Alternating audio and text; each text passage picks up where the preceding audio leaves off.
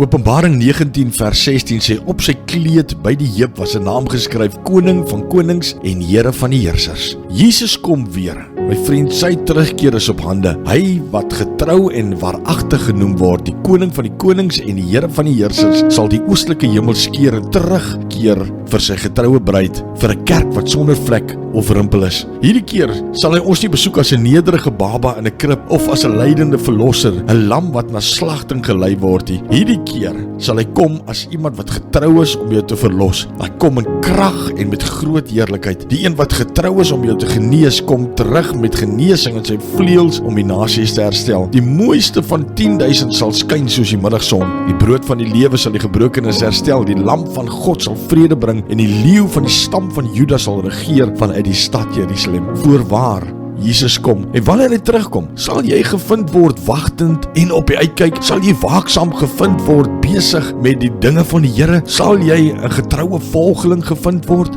die wat wel gevind word, getrou, wagtend en op die uitkyk, sal in die wolke gevang word om die Here in die lig te ontmoet, en ons sal vir ewig by hom wees. Kyk op en hef julle hoofde op, want die verlossing is naby. Aba Vader, dankie Here, dat ons iets het so amazing soos dit, u terugkeer, waarna ons kan uitsien, wanneer ons weet, Here, u kom haal, u bruid. Dankie Here vir hierdie amazing skrif, dankie dat ons in afwagting kan wag, met 'n verwagting kan uitkyk na u koms. Ons loof u, ons prys u en ons eer u, in Jesus se naam, amen.